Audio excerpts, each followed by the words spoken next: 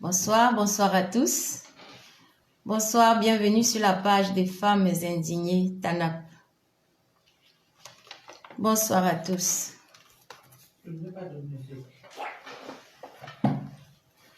C'est bête, la musique est dans le même téléphone. Qu'est-ce que tu veux comme titre? Valsero, le président est mort.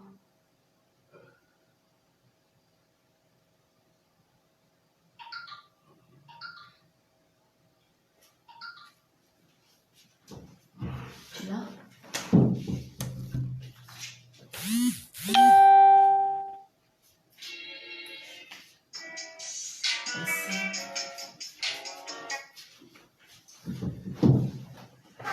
Bonsoir, bienvenue sur la page des femmes indignées TANAP.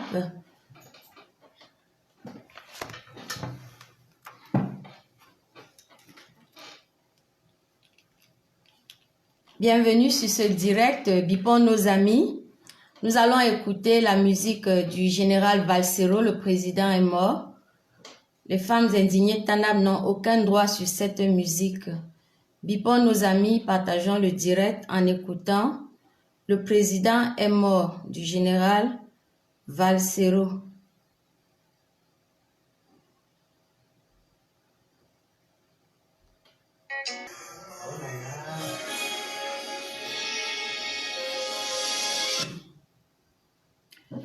Bonsoir une fois de plus, bienvenue sur la page des femmes indignées TANAP.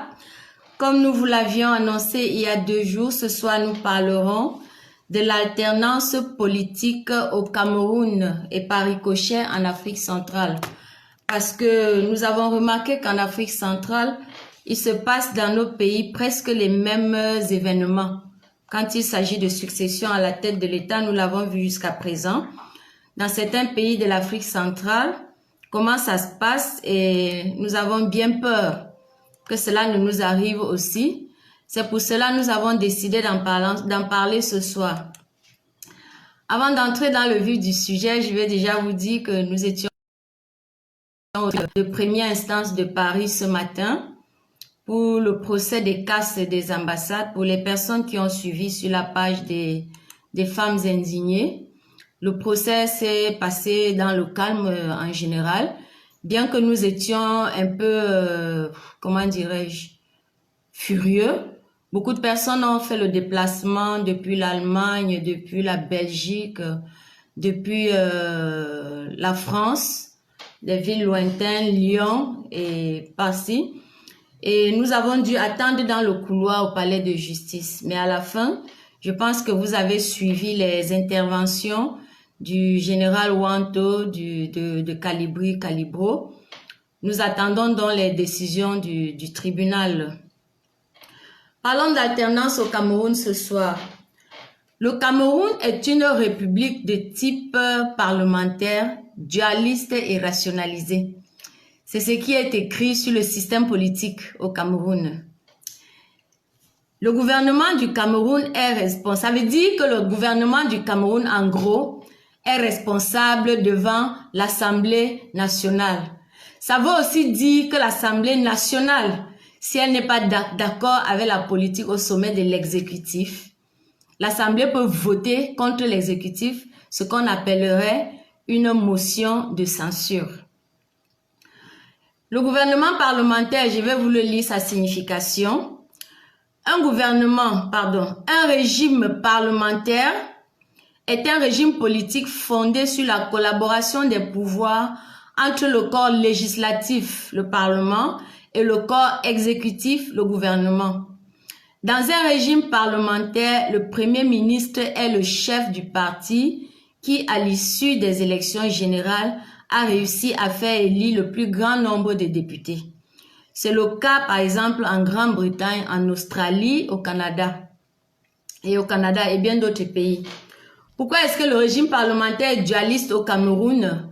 Le régime parlementaire dualiste est un gouvernement, signifie que le gouvernement est à la fois responsable devant le Parlement et devant l'État, et devant un chef de l'État actif.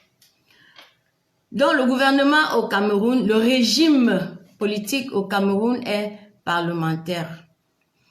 L'exécutif est responsable devant le Parlement. Et ça se passe normalement dans les pays occidentalisés, il n'y a pas de souci. Mais nous nous rendons compte au Cameroun que c'est l'inverse qui se produit, c'est l'exécutif qui coiffe tous les autres pouvoirs au Cameroun.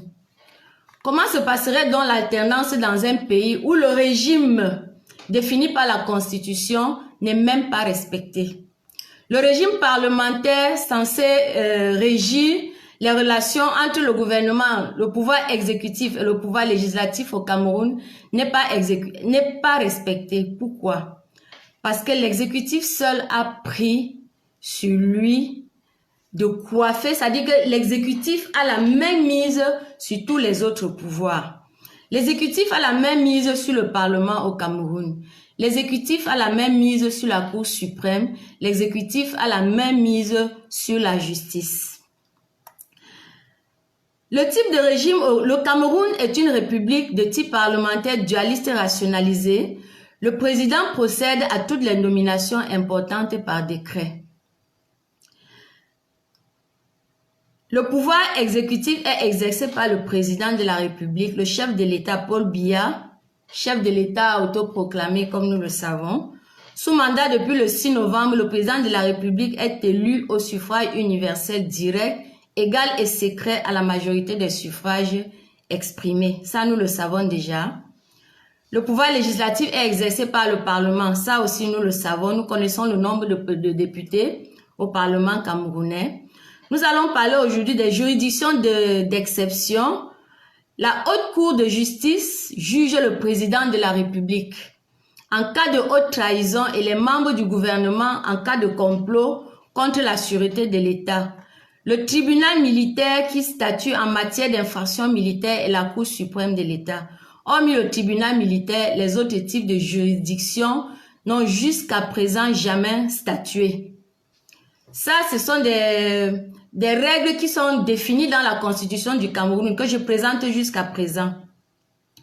Au Cameroun, le Conseil constitutionnel contrôle la constitutionnalité des lois, des traités, des accords internationaux ainsi que les règlements intérieurs de l'Assemblée nationale et du Sénat avant leur mise en application.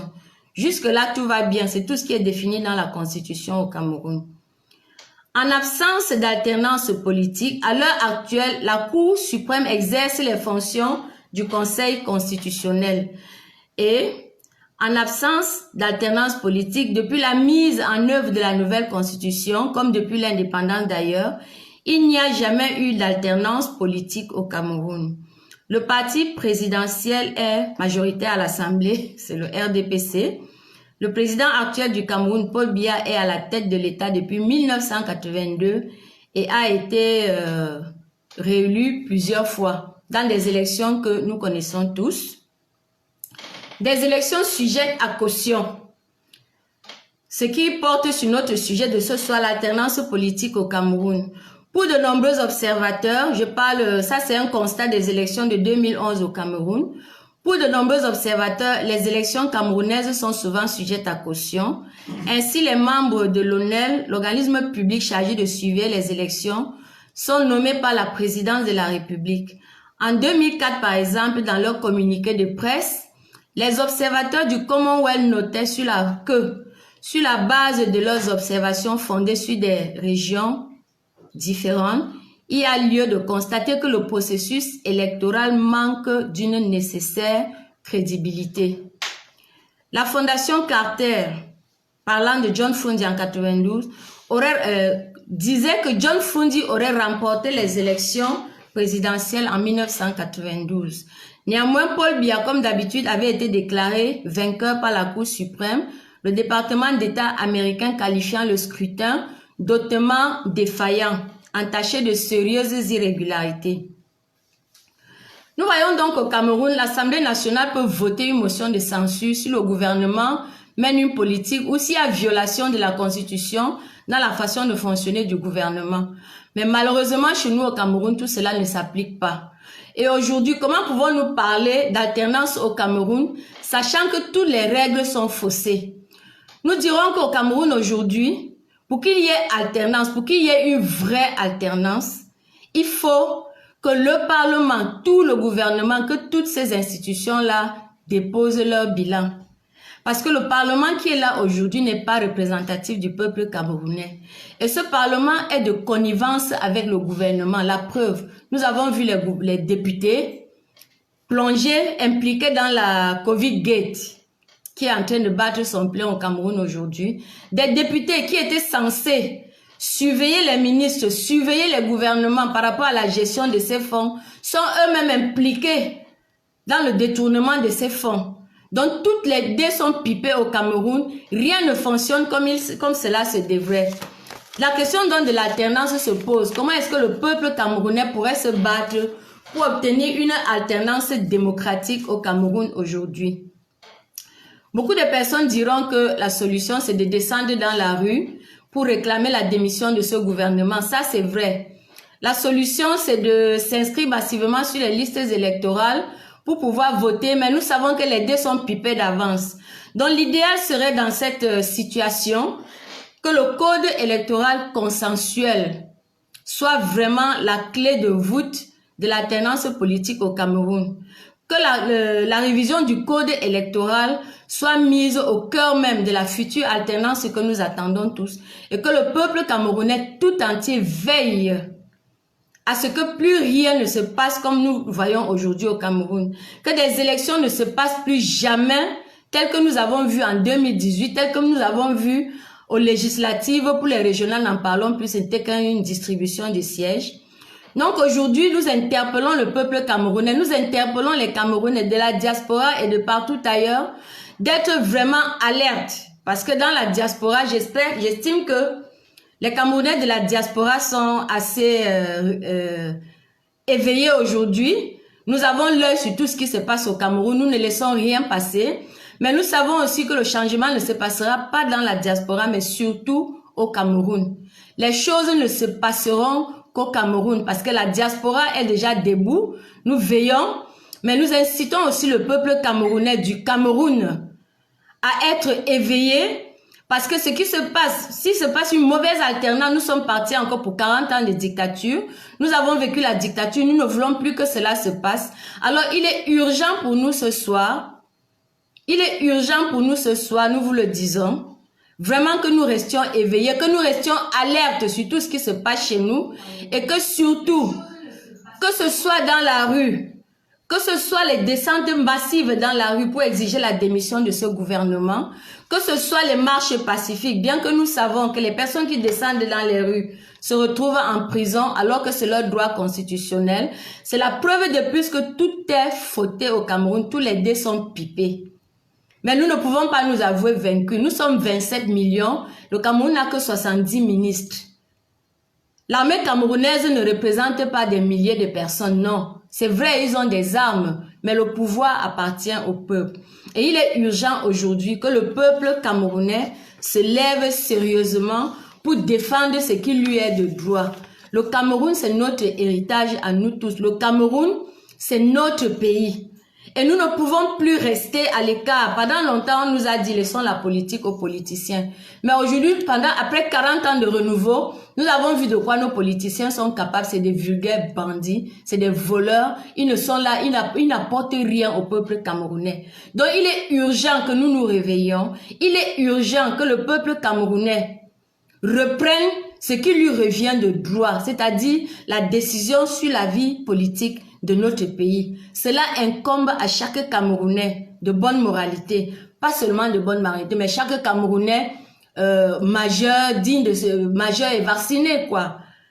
L'avenir du Cameroun nous interpelle, nous tous, parce que nos chefs d'État aujourd'hui, ils font la politique pour toutes sortes de raisons, mais pas du tout pour le peuple camerounais.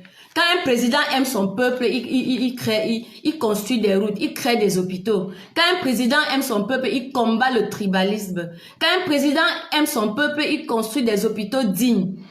Il protège les minorités. Mais aujourd'hui au Cameroun, c'est plutôt le contraire. C'est la politique du diviser pour mieux régner. Et aujourd'hui, Paul Biya est porté disparu. Nous ne savons plus ce qui se passe à la tête de notre pays. La Covid Gate est venue une fois de plus nous montrer que le Cameroun Le Cameroun marche vraiment sur la tête.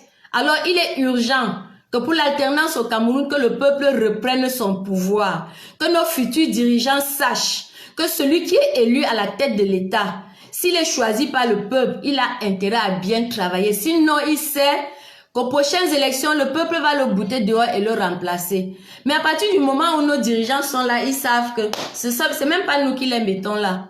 C'est pas nous qui les désignons. Ils ne rendent pas compte à leur peuple. Ils sont meilleurs élèves ailleurs. Ce sont des nègres de maison.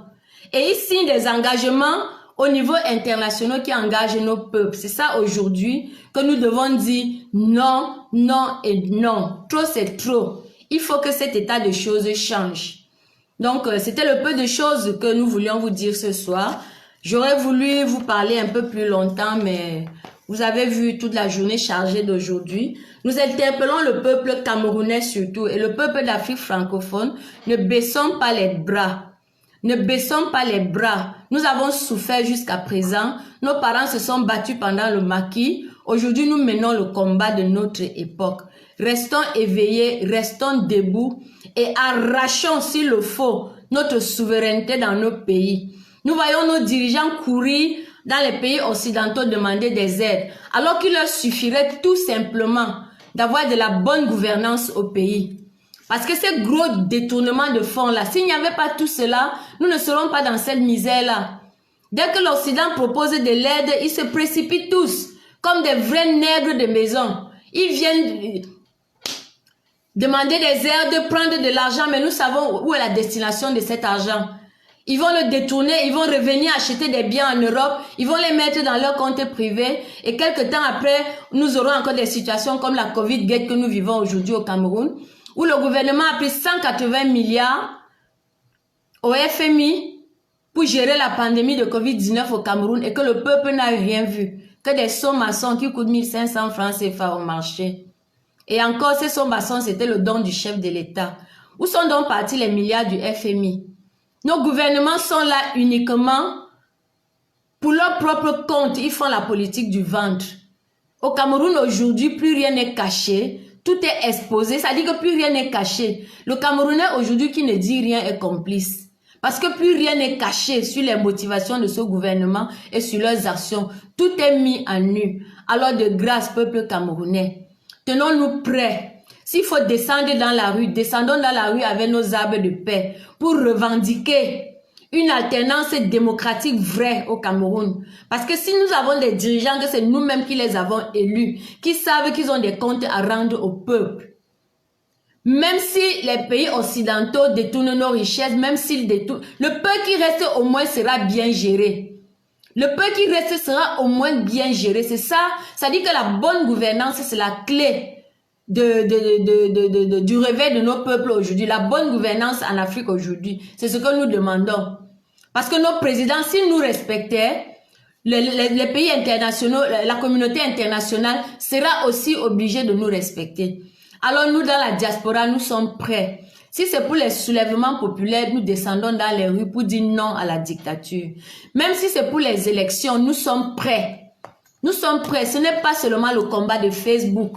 S'ils disent demain que allons voter, si le professeur, le professeur Maurice Kamto a battu Paul Biya aux élections présidentielles une fois, il peut encore les battre, quel que soit le candidat. Si le code électoral consensuel est voté, nous sommes certains qu'il y aura une alternance démocratique au Cameroun. Donc j'invite ce soir le peuple camerounais, tous les Camerounais majeurs et vaccinés, de grâce, impliquons-nous dans la vie politique de notre pays. Impliquons-nous pour l'avenir de nos enfants. Parce qu'aujourd'hui, nous ne nous battons plus pour nous-mêmes, c'est pour nos enfants. Alors ce soir, nous vous disons, la patrie ou la mort, nous vaincrons. Restons alertes, ayons les yeux ouverts sur ce qui se passe dans notre pays. Ne laissons rien passer. Et surtout, en ce moment où il y a vacance du pouvoir au Cameroun, restons alertes. Ne laissons rien passer, surtout pas le gré à gré. Nous disons non au gré à gré au Cameroun. Le peuple camerounais veut une alternance démocratique, une alternance des dirigeants que le peuple aura choisi. Et que les bandits qui sont là en ce moment sachent que tôt ou tard, ils rendront gorge au peuple camerounais. Donc, c'était le petit direct que je venais vous dire ce soir. Nous vous disons, la patrie ou la mort, nous vaincrons. Le combat continue. Merci bien. À la semaine prochaine. Au revoir.